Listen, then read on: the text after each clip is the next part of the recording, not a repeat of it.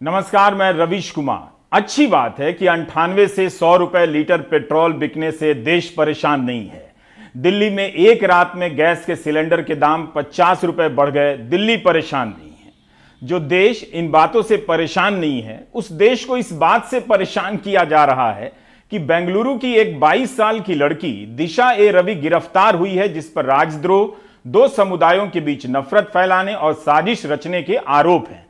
भारत की छवि खराब करने के आरोप हैं। भारत की छवि खराब करना एक नया आरोप जान पड़ता है। इसे कानूनी रूप से कहां परिभाषित किया गया है, यह बताना मेरे बस की बात नहीं है, लेकिन दिशा ए रवि की गिरफ्तारी के सिलसिले में कुछ शब्द चल पड़े हैं।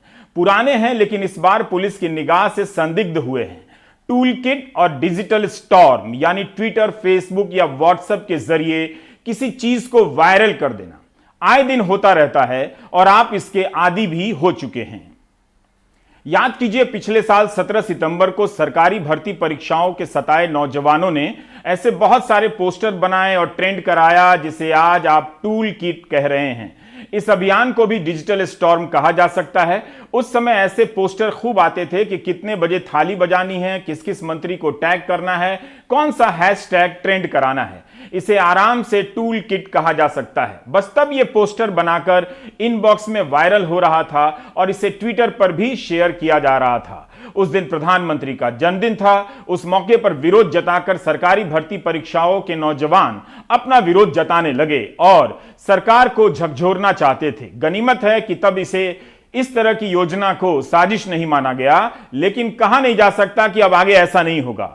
कोई कह सकता है कि बेरोजगारों के ऐसे अभियान से लोकप्रिय प्रधानमंत्री और भारत की छवि दुनिया भर में खराब हो गई। 22 साल की दिशा ए रवि को इस प्रकार के टूल किट बनाने के मामले में गिरफ्तार किया गया है। पहले मामला समझते हैं। यह ध्यान रखें कि टूल किट शब्द का प्रयोग पहली बार पुलिस ने नहीं, ग्रेटा थैनबर्ग ने किया।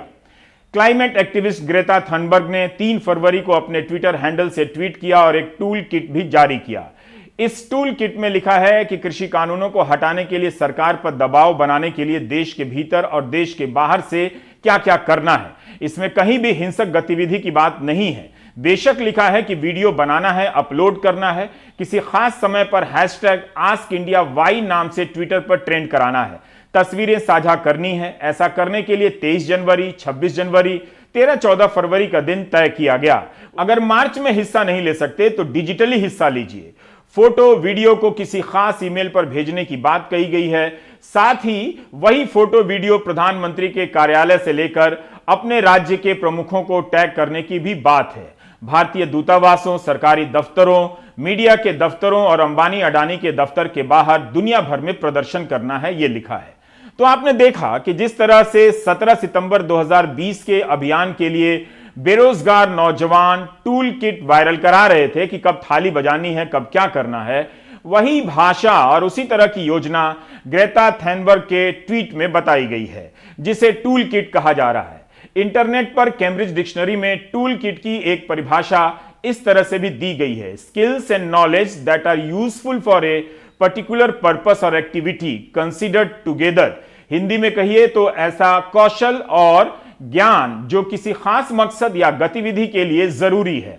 टूल किट का इस्तेमाल सरकार भी अपनी कई योजनाओं के प्रचार प्रसार में करती है। ट्विटर पर जो लोग इस शब्द को आतंकवादी साजिश का हिस्सा बनाने में लगे हैं, संदिग्ध बनाने में लगे हैं, उनकी मदद के लिए बता दूं कि 16 फरवरी 2020 को प्रधानमंत्री मोदी का एक बयान बीजेपी ने अपने ट्विटर हैंडल से ट्वीट किया था कि पिछले 2 साल में 3,500 से अधिक शिल्पकारों, बुनकरों को डिजाइन में सहायता दी गई। 1,000 कलाकारों को टूल किट भी दिए गए। प्रधानमंत्री मोदी #PM इन काशी। पीएम ने टूल किट देने की बात की थी। केंद्र सरकार की स्मार्ट सिटी की वेबसाइट पर भी कई टूल किट हैं। स्मार्ट सिटी का टूल किट, उसमें भी इसी तरह की बातें हैं कि क्या क्या करना है। ऐसे ही आर्थिक मामलों के विभाग ने public private partnerships in India की वेबसाइट पर भी PPP मॉडल के बारे में एक टूल किट डाला है। भाषा में आ रहे बदलाव को समझना चाहिए। अब पहले भाषा में बदलाव किया जाता है और फिर उसकी आड़ में सिस्टम काम करने लगता है। समाज में पहले की भाषा जब विस्थापित हो जाती है, तब सिस्टम को कुछ भी करने का बल मिल जाता है। जैसे राष्ट्रपति के अभिभाषण पर धन्यवाद भाषण देते हुए प्रधानमंत्री ने अपने ही बजट के चमकीले शब्द एफडीआई का मतलब फॉरेन डिस्ट्रक्टिव आइडियोलॉजी कर दिया। वही हाल टूल किट का भी हो रहा है। अगर यह बुरा होता तो मंत्री इसका नाम न लेते। अब जो आगे आप सुनने जा रहे हैं, ध्यान से सुनिए। इसी तरह की योजना के बारे में गृह मंत्री अमित शाह अपनी पार्टी के सोशल मीडिया के कार्यकर्ताओं को समझा रहे हैं, गुप्त रूप से नहीं, सबके सामने। यह भाषण यूट्यूब पर भी है, 11 फरवरी के दिन का दिया गया है। यानी दिल्ली पुलिस टूल किट के मामले में बहुत पहले केस दर्ज कर चुकी थी। गृह मंत्री अमित शाह जिस तरह से बता रहे हैं वह एक तरह का मौखिक टूल किट है।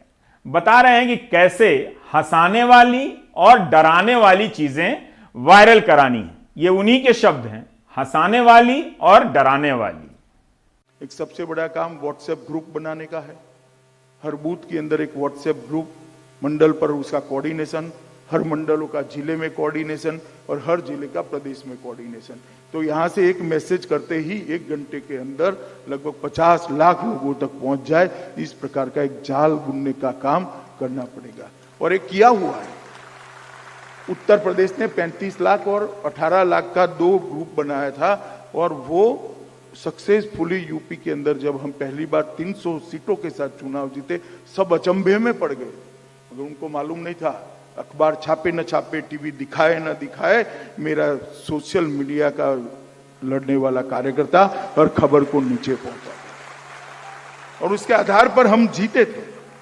कैरिकेचर, कार्टून, एनिमेशन, वीडियो, हंसाने वाली चीजें, थोड़ी डराने वाली भी चीजें, ये सभी इकट्ठा कर अंदर डालनी चाहिए। अब यह अलग सवाल है कि गृह मंत्री को अपने कार्यकर्ताओं को हंसाने वाली के साथ साथ डराने वाली चीजों की ट्रेनिंग क्यों देनी चाहिए। यह इस पर निर्भर करेगा कि इस प्रश्न का सामना करने वालों की सोचने समझने की ट्रेनिंग किस तरह से व्हाट्सएप यूनिवर्सिटी ने कर दी है। टूल किट का इस्तेमाल इस तरह से किया जा रहा है जैसे किसी ने सीट के नीचे लवारिस वस्तु रख दी हो। मगर यहां तो ग्रेटा के ट्विटर अकाउंट में यह टूल किट अभी तक रखी हुई है। जाहिर है यह कोई लावारिस वस्तु नहीं है। फिलहाल ग्रेटा इसकी वारिस हैं और 49 लाख उनके फॉलोअर इसे देख रहे हैं। आप भी देख सकते हैं, पढ़ सकते हैं। 3 फरवरी को जो ट्वीट किया था उसे डिलीट किया और यह भी लिखा कि इसे इसलिए डिलीट किया क्योंकि वह पुराना हो चुका था। यानी ग्रेटा ने छिपाकर डिलीट नहीं किया, कारण भी बताया। नए टूल किट में 13-14 फरवरी की योजनाएं शामिल हैं। पुलिस के अनुसार दिशा ने ग्रेटा को व्हाट्सएप ग्रुप चैट में लिखा है कि इसके ट्वीट करने से हमारे खिलाफ यूएपीए लग सकता है। यह भी एक सवाल है कि क्या सरकार ने ट्विटर से ग्रेटा थनबर्ग के खाते पर मौजूद इस टूल किट को हटाने का कोई आग्रह किया है और ट्विटर का क्या जवाब है। क्या पुलिस ग्रेटा से पूछने स्वीडन जाएगी? अगर जाए तो कम से कम पता कर ले कि ग्रेटा कहीं अटलांटिक की यात्रा पर तो नहीं निकल पड़ी है। क्या पुलिस जानबूझकर इस वक्त ग्रेटा से दूरी बना रही है या जांच के बाद तय करेगी कि ग्रेटा का पीछा किया जाए या नहीं। दिल्ली पुलिस का कहना है कि इस टूल किट को बनाने वाले एक व्हाट्सएप ग्रुप से जुड़े थे और दिशा ने टूल किट ग्रेटा को टेलीग्राम से भेजा। तो क्या पुलिस ग्रेटा को इस साजिश का हिस्सा मानती है? इसका ठोस उत्तर नहीं मिला। एक व्हाट्सएप ग्रुप से जुड़े थे ये सभी, जो कि 6 दिसंबर को क्रिएट किया गया था। बेंगलुरु टीम में दिशा को इंटरोगेट किया गया और उसके फोन से महत्वपूर्ण जानकारी निकालने में सफलता मिली। इस जानकारी से स्पष्ट हुआ कि दिशा ने अपने साथियों शंतानु और निकिता जैकब के साथ मिलकर टूल किट गूगल डॉक्यूमेंट को बनाया और लोगों में प्रेषित किया।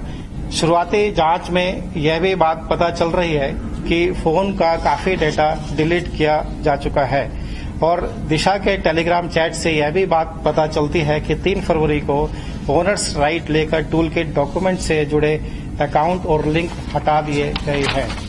दिशा ए रवि की गिरफ्तारी के मामले में दिल्ली पुलिस के साइबर सेल के ज्वाइंट कमिश्नर प्रेमनाथ ने विस्तृत प्रेस कॉन्फ्रेंस की। बताया कि 4 फरवरी को जिस टूल किट की जानकारी मिली उसे खालिस्तानी संगठन की मदद से बनाया गया था। 11 फरवरी को निकिता के यहां सर्च हुआ जिसमें काफी सारे संवेदनशील सबूत मिले हैं। 11 जनवरी 2021 को ask why India campaigners poetic justice foundation ने एक जूम मीटिंग का आयोजन किया जिसको निकिता, शांतनु, एमओ धालीवाल व अन्य व्यक्तियों ने अटेंड किया। इस मीटिंग के दौरान निर्णय लिया गया कि इस कैंपेन को विश्व स्तर पर फैलाया जाए और धालीवाल का मकसद इस मुद्दे को बड़ा बनाना और किसानों के बीच असंतोष व गलत जानकारी फैलाना था। जैसा प्लान था वैसा किया गया। उस दिन तो कई लोग किसान आंदोलन का वीडियो बनाकर अपलोड कर रहे थे और ट्रेंड करा रहे थे। लाल किले की हिंसा के बाद किसान आंदोलन के खिलाफ ट्रेंड भी होने लगा। ट्विटर पर हैशटैग का अभियान का हिंसा से क्या संबंध है, इस बारे में पुलिस को कुछ चीजें और साफ करनी चाहिए। इस संदर्भ में मेरे भी कुछ सवाल हैं। पहला, कि जिस टूल किट की बात की जा रही है उसके लिखित स्वरूप में कहीं भी हिंसा फैलाने की बात नहीं है, जैसा कि हमने आपको अभी बताया। दूसरा, कि क्या किसान आंदोलन में हिंसा की योजना बाहर के लोग कर रहे थे जिसकी जानकारी किसान संगठन और किसानों या नेताओं को नहीं थी। हिंसा होने से अगर किसी का नुकसान होता है तो वो आंदोलन का होना था, इसलिए किसान संगठन शुरू से शांतिपूर्ण आंदोलन की बात कर रहे थे। तो क्या दिल्ली पुलिस ये मान रही है कि किसान संगठनों का दिल्ली की हिंसा में कोई हाथ नहीं था? और क्या इस हिंसा का मकसद किसान आंदोलन को बदनाम करना था? जैसा प्लान था वैसा किया गया। प्लान एग्जैक्टली क्या था ये अभी साफ होना बाकी है। दिल्ली पुलिस ने दिशा और शांतनु पर भी बयान दिया है। शांतनु की मां ने कहा है कि उसके बेटे ने कुछ भी गलत नहीं किया है। शांतनु बेसिकली ग्रेजुएट इंजीनियर है और बीड में रहने वाले हैं। ये पुणे में भी इनका एक रिहायशी स्थल है। ये एक एनजीओ एक्सआर चैप्टर से जुड़े हुए हैं जिसमें निकिता भी जुड़ी हुई है। पीटर फेडरिक एक ऐसे व्यक्ति हैं जिन्होंने इस प्लान को बनाया है कि ये हैशटैग किस तरह से रन करने हैं, इसमें किसको टैग करना है और किस प्रकार से इसको आगे बढ़ाया जाए। म्हणजे त्याला शेतकऱ्याबद्दल म्हणजे खूप तळमळ आहे। आता सध्या शेतकऱ्यांचं किती नुकसान होतंय, त्यानंतर पुन्हा आता पर्यावरणामध्ये पण सारखं डोंगर आपण कमी करतोय, वृक्षतोड करतोय, नद्या थांबवतोय। आता तुम्ही बघा बांधकामं कशी होत चाललेले आहेत। हे पर्यावरणावर हे व्हायचं त्याचं जरा फोकस, आणि शेतकरी लोकांना त्यांनी पाठिंबा दिलाय। मग यात काही चूकच नाही ना, आणि मी पण देते। मी एका शेतकऱ्याची मुलगी, आज माझे भाऊ पण शेतकरी आणि बाकी इतर शेतकऱ्यांसाठी सुद्धा आमचं आहेच आहे ना।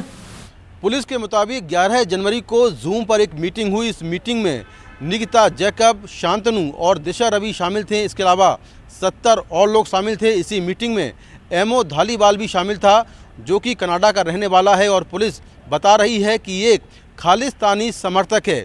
इस मीटिंग में तय हुआ कि 26 जनवरी के पहले एक बड़ा अभियान चलाना है। पुलिस के मुताबिक एमओ धालीवाल को पुनीत नाम की एक महिला ने निकिता से संपर्क कराया था और फिर बाद में निकिता ने शांतनु और जो दिशा रवि है उससे संपर्क किया। इस मीटिंग में तय हुआ कि एक टूल किट क्रिएट करना है और इसके जरिए एक डिजिटल स्टॉर्म लाना है जिससे कि ऐसा माहौल बने कि 26 तारीख को जो किसान हैं वो हिंसा करें और पुलिस को बल प्रयोग करना पड़े। हालांकि आज की प्रेस वार्ता में पुलिस ने इसमें से कई बातें तो बताईं, लेकिन कई बातें ऐसी भी हैं जो पुलिस ने नहीं बताईं। अभी तक पुलिस इनकी बैठक में मो धालीवाल के होने का हवाला दे रही है, जो पोएटिक जस्टिस नाम की संस्था से जुड़ा है। धालीवाल को खालिस्तान से जोड़ा जा रहा है। इस नौजवान ने 26 जनवरी की हिंसा के बाद एक बयान जारी किया था और लिखा था कि कनाडा में भी अन्याय होता है तो हम बोलते हैं, दुनिया में कहीं अन्याय होता है तो हम बोलेंगे। इसमें तो यही लिखा है कि नफरत के खिलाफ हैं, हम प्यार के लिए काम करते हैं, हम किसानों के साथ हैं, हम लोकतंत्र में नियमों में यकीन करते हैं। क्यों भारत में किसानों की हत्या हो रही है? क्यों भारत अल्पसंख्यकों की हत्या कर रहा है? क्यों भारत अपने लोकतंत्र की हत्या कर रहा है? इसमें यह भी लिखा है कि पोएटिक जस्टिस फाउंडेशन ने रियाना, ग्रेटा थनबर्ग या किसी सेलिब्रिटी के साथ तालमेल नहीं किया है, किसी को ट्वीट करने के लिए पैसे नहीं दिए हैं। हमने जरूर यह अपील की है कि दुनिया इसे साझा करे। इंडियन एक्सप्रेस ने पोएटिक जस्टिस फाउंडेशन के बारे में लिखा है कि यह संस्था मार्च 2020 में बनी थी। दक्षिण एशियाई समुदाय के बीच मानवाधिकार और सामाजिक न्याय को लेकर जागरूकता लाना है। इंडियन एक्सप्रेस से धालीवाल ने कहा है कि हमारा कोई खालिस्तान समर्थक एजेंडा नहीं है। हम असली लोकतंत्र में संविधान द्वारा दिए गए संवाद और मुक्त अभिव्यक्ति को बढ़ावा देते हैं। 26 जनवरी की घटना के जवाब में इस संस्था ने एक बयान में यह भी कहा है कि हम किसानों के आंदोलन में सक्रिय रूप से शामिल हैं। भारत में प्रेस की आजादी नहीं है क्योंकि प्रेस की स्वतंत्रता के मामले में भारत का स्थान 142वां है। इंडियन एक्सप्रेस की अंजू अग्निहोत्री चाबा ने धालीवाल से बात की है। अंजू की रिपोर्ट में लिखा है कि पुलिस के पास 17 सितंबर 2019 का धालीवाल का एक मैसेज है जो सोशल मीडिया पर है, जिसमें धालीवाल कहते हैं कि मैं खालिस्तानी हूं, आप मेरे बारे में नहीं जानते हैं। क्यों? क्योंकि खालिस्तान एक विचार है, खालिस्तान का आंदोलन जिंदा है और सांसें ले रहा है। इस पर अंजू ने धालीवाल से सवाल किया तो धालीवाल का जवाब है कि सिखों के प्रति हमदर्दी जताने के लिए ऐसा कहा क्योंकि समय समय पर कनाडा में सिखों को आतंकवादी कहकर किनारे कर दिया जाता है। उनका कहना है कि फेसबुक पर पूरे पोस्ट को पढ़ा जाए। अगर कनाडा में किसी को आतंकवादी कहा जाए और कोई उसके साथ खड़ा हो जाए तो क्या वह खालिस्तानी माना जाएगा? यह आपको समझना है। जांच में यह भी बात निकल के आई कि खालिस्तानी समर्थित संगठन पोएटिक जस्टिस फॉर फाउंडेशन के एमओ धालीवाल ने अपने कनाडा में रह रही सहयोगी पुनीत के जरिए निकिता जैकब से संपर्क किया और मकसद था कि रिपब्लिक डे के दिन ग्लोबल डे ऑफ एक्शन करना और उससे पहले और बाद में ट्वीट स्टॉर्म और डिजिटल स्ट्राइक करना। ट्विटर पर अगर ग्लोबल ट्रेंड कराना छवि खराब करना या साजिश का हिस्सा है तब तो फिर पूरा ट्विटर ही किसी साजिश का हिस्सा है। बात यह है कि आप जहां पहले दबदबा बनाए रखते थे वहां पोल खुल जाती है, फिर वो माध्यम दुश्मन लगने लगता है, फिर आप नए माध्यम की तलाश करने लगते हैं। यह अलग विषय है, बाद में कभी। पंजाब में एक सच्चाई है कि कुछ लोग खालिस्तान की बात करते हैं लेकिन उसका विरोध भी पंजाब के लोग ही दिन रात करते हैं। गोदी मीडिया नहीं जाता करने के लिए। खालिस्तान को किसानों से जोड़ने की जल्दी में इस बात का ध्यान रखा जाना चाहिए कि यह हाशिए की सच्चाई है। पंजाब के ही कई किसान संगठन इस धारा के खिलाफ हैं और आज भी लड़ रहे हैं। हमने आपको प्राइम टाइम में बताया था कि किसान आंदोलन में हरिंदर बिंदु आई हैं। वे भारतीय किसान यूनियन उग्राहा की सदस्य हैं। हरिंदर बिंदु के पिता की खालिस्तानी आतंकवादियों ने हत्या कर दी थी। इस किसान मोर्चे में ऐसे कई लोग आए हैं जिनके किसी प्रिय को खालिस्तानियों ने मार दिया था। वे आतंकवाद का विरोध करते हैं, विरोध करने वाले किसान हैं और इस तरह के पोस्टर किसान मोर्चे में खूब दिखे कि हम आतंकवादी नहीं हैं। लेकिन जो ट्विटर पर हैशटैग चलाने, फोटो वीडियो अपलोड करने की योजना है, उसमें कहीं से भी ऐसा कुछ नजर आता है क्या जो लगे कि आतंकवादी योजना है? पुलिस इस हिस्से को कैसे साबित करेगी देखना होगा। लेकिन ग्रेटा ने जो ट्वीट किया है उसमें वही सारी बातें हैं जो आए दिन ट्विटर पर हैशटैग चलाने वाले करते रहते हैं। पुलिस की दलील है कि 26 जनवरी के बाद अंतर्राष्ट्रीय सेलिब्रिटी और एक्टिविस्ट से संपर्क किया गया। क्या पुलिस यह मानती है कि अमेरिकी पॉप स्टार रियाना ने उसी के तहत ट्वीट किया? 2 फरवरी को रियाना ने CNN की खबर ट्वीट की थी। क्या CNN ने खबर साजिश के तहत छापी थी? कमाल है। क्या उस सेलिब्रिटी में अमेरिका की उपराष्ट्रपति कमला हैरिस की भांजी मीना हैरिस का ट्वीट भी शामिल होगा? अगर आप घटनाओं को देखें तो अमेरिका, कनाडा, ब्रिटेन की संसद में किसान आंदोलन की कब से चर्चा हो रही है। हाल ही में ब्रिटेन की संसद में यह मुद्दा उठा। क्या ब्रिटेन के सांसद किसी साजिश का हिस्सा हैं? किसान आंदोलन को लेकर कई देश से बयान भी आए हैं। हम क्या कर रहे हैं? हैशटैग चलाने की योजना को आतंकी साजिश और भारत के खिलाफ साजिश से जोड़ रहे हैं। पुलिस की धाराओं में जितनी बातें हैं उससे अधिक और आगे जाकर बातें सोशल मीडिया में कही जा रही हैं। क्या इसलिए कि लड़कियों को डराया जा सके, लड़कियां डर जाएं? 22 साल की एक लड़की आज सबके सामने साजिश रचने वाली गिरोह के मुखिया के तौर पर पेश कर दी गई है। फ्राइडे फॉर फ्यूचर FFF से जुड़ी हैं। यह वो प्रयास है जिसे ग्रेटा थनबर्ग ने शुरू किया था। स्कूलों में पढ़ने वाले बच्चे हर शुक्रवार को जलवायु परिवर्तन को लेकर प्रदर्शन करते हैं। दिशा ए रवि भारत में इस प्रयास की संस्थापकों में से एक है। 2019 में जब वे माउंट कार्मेल कॉलेज बेंगलुरु में पढ़ती थीं, तब फ्राइडे फॉर फ्यूचर की स्थापना की थी। कृषि परिवार से आने वाली दिशा का जलवायु और पर्यावरण के सवालों को लेकर चिंतित होना स्वाभाविक था। जब केंद्र सरकार ने पर्यावरण के असर के मूल्यांकन के लिए नया कानून बनाने का मसौदा तैयार किया, तब इसे लेकर दिशा जागरूकता फैलाने में व्यस्त हो गई। हिंदू अखबार में लिखा है कि इस कैंपेन को लेकर भी दिल्ली पुलिस को दिक्कत हो गई। इन्होंने पर्यावरण कानूनों में संशोधन को लेकर प्रदर्शन किया था, जिसके बाद UAPA और इंफॉर्मेशन टेक्नोलॉजी एक्ट के तहत नोटिस जारी कर दिया गया था। बाद में पुलिस ने वापस ले लिया। इस संस्था के लिए काम करते हुए दिशा की अंतर्राष्ट्रीय पहचान बनी। ब्रिटेन के मशहूर अखबार द गार्डियन में उसके बारे में लेख छपा। दिशा ए रवि मांसाहारी से शाकाहारी हो गई क्योंकि उसे लगा कि जानवरों के प्रति क्रूरता नहीं होनी चाहिए। इसके बाद भी शहर में एक स्टार्टअप के साथ काम करने लगी जो शाकाहारी दुग्ध उत्पादन के क्षेत्र में काम करता है। बेंगलुरु में जहां भी पेड़ कटते हैं उसे रोकने में दिशा ए रवि सक्रिय हो जाती हैं। शाकाहारी होने के बाद भी आज की राजनीति में दिशा को शत्रु की तरह देखा जा रहा है। Do you get my point? 22 साल की दिशा ए रवि के किसी ख्याल से या गतिविधि से देश इतना डर गया कि हरियाणा के गृह मंत्री अनिल विज को ट्वीट करना पड़ा है और लिखते हैं कि देश विरोध का बीज जिसके भी दिमाग में हो उसका समूल नाश कर देना चाहिए, फिर चाहे वह दिशा रवि हो या कोई और। हरियाणा के गृह मंत्री का यह बयान काफी सीरियस है। वे समूल नाश का इस्तेमाल करते हैं। संविधान में किसी भी गंभीर आरोप की सजा, अपराध की सजा के तौर पर समूल नाश का प्रावधान नहीं है, ना ही इस तरह के शब्द इस्तेमाल होते हैं। अनिल विज को कम से कम भारत के गृह मंत्री से सीखना चाहिए। वे कितने प्यार से चटखारे लेते हुए हंसाने वाली और डराने वाली चीजों को फैलाने की ट्रेनिंग दे रहे हैं, लेकिन समूल नाश के लिए नहीं, सिर्फ एकाध चुनाव जीतने के लिए। आप फिर से सुने कि किस अंदाज में 11 फरवरी को गृह मंत्री अमित शाह हंसाने वाली और डराने वाली चीजों के वायरल कराने का आइडिया दे रहे हैं।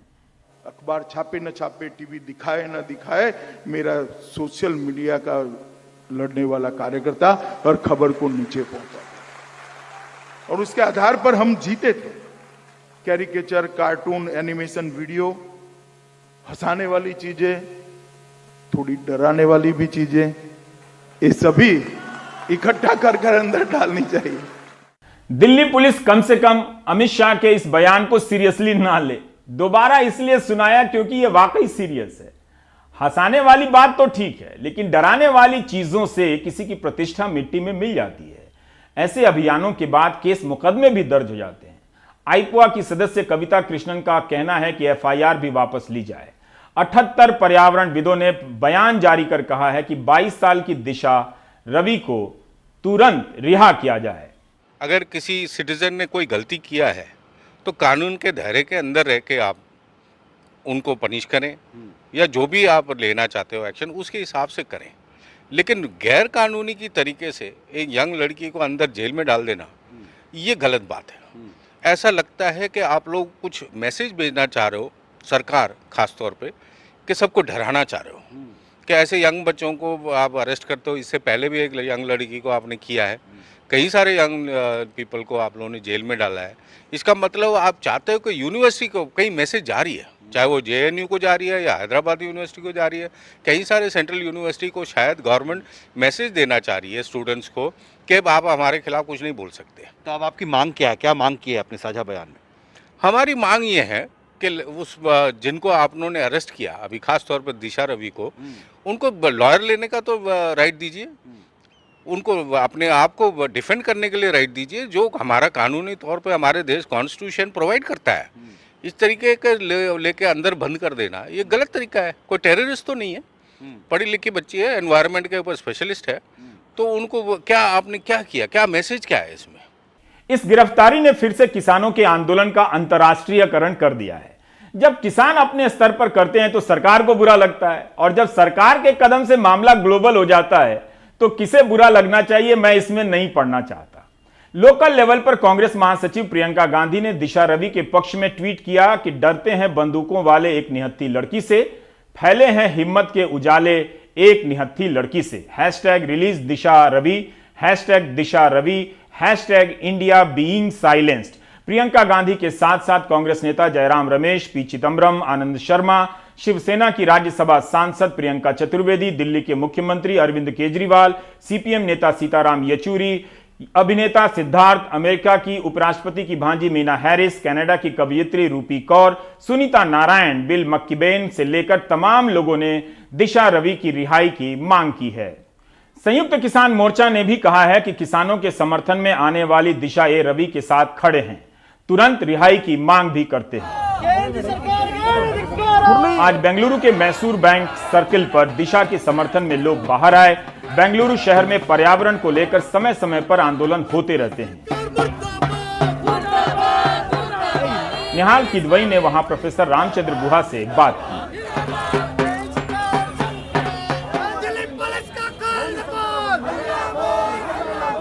हमारे नौजवान जो democracy, human rights, environmental protection के लिए काम कर रहे हैं, उनको ऐसा प्रस्ताव करना, देश का भविष्य क्या होगा? जो हमारे सबसे माने बहादुर स्वतंत्र खोजने वाले लोग हैं, तो ये मैं इमरजेंसी में भी मैं स्टूडेंट था और ये वैसी स्थिति आ गई है हमारे पास। डॉक्यूमेंट का जवाब डॉक्यूमेंट से होता है। अटल बिहारी वाजपेयी जी ने कहा लेख का जवाब लेख से होता है। ये कोई हिंसाकारी से बिल्कुल ये देखिए, ये तो बिल्कुल तानाशाही आ गई हमारे देश में। वही हाल नवदीप का है। मजदूरों के अधिकारों के लिए लड़ने वाली 24 साल की एक लड़की नवदीप कौर जेल में है। क्या यह भी गलत काम है कि कोई लड़की मजदूरों के अधिकारों के लिए लड़े? इससे तो भारत की छवि और शानदार होती है कि भारत में दिशा और नवदीप जैसी लड़कियां हैं। क्या आप दिशा और नवदीप से इतना घबरा रहे हैं तो खुलकर कहिए, कान में कहिए, डरिए नहीं, राजद्रोह का सहारा मत लीजिए। पंजाब के कई शहरों में नवदीप कौर की रिहाई के लिए धरना प्रदर्शन हो रहे हैं। संगरूर में नवदीप कौर और बाकी किसानों की गिरफ्तारी के विरोध में केंद्र सरकार के खिलाफ नारेबाजी हुई और पुतले फूंके गए। भारतीय किसान यूनियन उग्राहा की तरफ से ब्लॉक धूरी के गांव में पुतले फूंके गए। मानसा के गांव रल्ला में भी किसान मजदूरों ने भारतीय किसान यूनियन उग्राहा की अगुवाई में प्रदर्शन किया। किसानों ने कहा कि केंद्र सरकार खेती कानून रद्द करने के बजाय नौजवान, बुजुर्ग किसान और लड़कियों पर मामले दर्ज कर रही है और जेल भेज रही है। पंजाब की महिला आयोग की अध्यक्ष मनीषा गुलाटी ने गृहमंत्री अमित शाह से मुलाकात की और सारे मामलों की जानकारी दी। नवदीप कौर पर 3 मामले हैं, 2 में जमानत मिल गई है, 1 में बाकी है। दिशा की गिरफ्तारी और उसके खिलाफ हो रही बातें बता रही हैं कि देश में एक वर्ग ऐसा है जो लड़कियों के आगे आने से डर रहा है। पहली महिला पुलिस अफसर, पहली महिला पायलट टाइप बनने से कहीं ज्यादा शानदार काम है हवा में घुलते जहर के खिलाफ आवाज उठाना और किसी मजदूर के पैसे के लिए कंपनी के मालिक से भिड़ जाना। सवाल है कि महिलाएं जब राजनीतिक हो जाती हैं तो राजनीति घबराने क्यों लगती है? ब्रेक के बाद।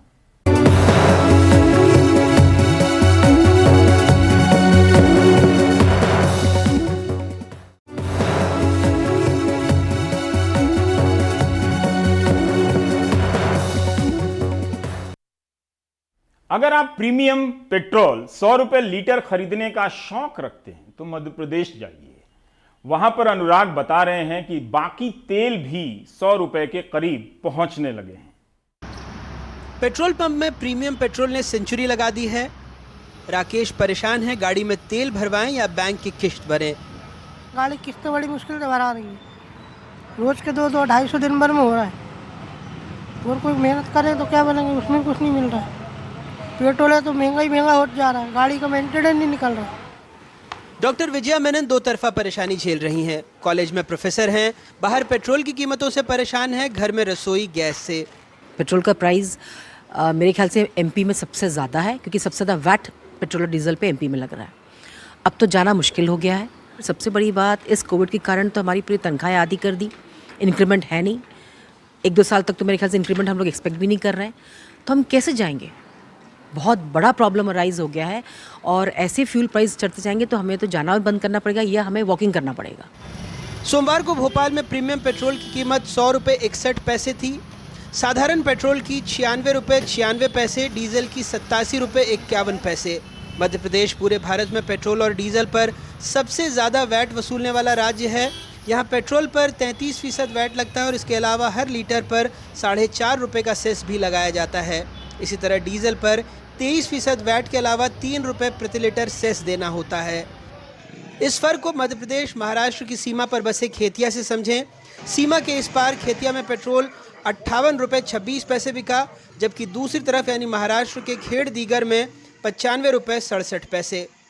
पंप मालिकों की एक और मुसीबत है, कीमत 3 अंकों में पहुंच गई, लेकिन कई जगहों पर मशीनों में 3 अंकों में कीमत का डिजिटल डिस्प्ले नहीं है, तो पेट्रोल बिक नहीं रहा। जो हमारे यहाँ डिस्प्ले है, आप देखिए एक डिस्प्ले आता है जो डेली के डेली रेट बताता है, मशीन के अलावा उसमें भी रेट कैसे चेंज होगा, ये अभी हम पता कर रहे हैं कंपनी वालों से भी। सरकार में एक मंत्री जी वर्तमान के सवाल पर सोलर ऊर्जा टाइप भविष्य के जवाब दे रहे हैं, दूसरे सवाल सुनते ही कार चलाने लगे। ये तो पेट्रोल और डीजल के दाम भारत सरकार ने जो वहाँ पर डेली बेसिस पे जो अंतर्राष्ट्रीय लेवल पे होते हैं उसके अनुसार तय होते हैं। अगर वहाँ कम हो जाते हैं तो इधर भी कम हो जाते हैं, बढ़ जाते हैं वहाँ बढ़ जाते हैं। तो वो एक पूरे भारत में उसका किया जाता है। अपने यहाँ टैक्स भी तो ज़्यादा है सर।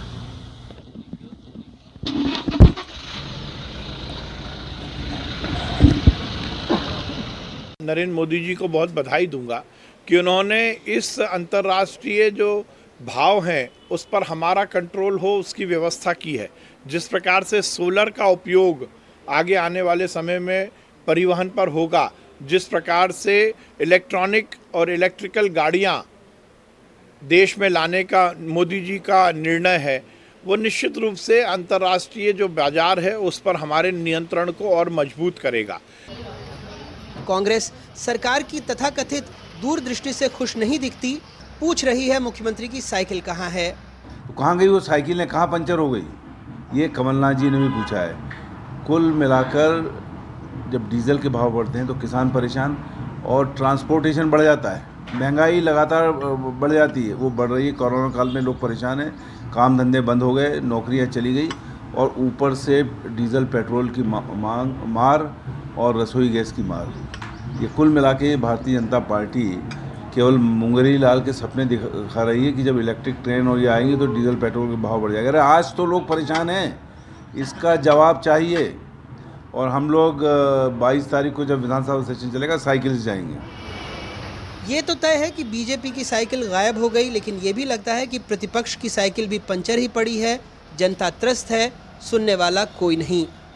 क्रिकेट में जो स्कोर है वो व्यक्तिगत होता है, लेकिन पेट्रोल और डीजल की कीमत में एक हिस्सा कंपनी का है, लेकिन बहुत बड़ा हिस्सा राज्य और केंद्र सरकार का। भोपाल से कैमरा पर्सन रिजवान खान के साथ अनुराग द्वारी, NDTV इंडिया।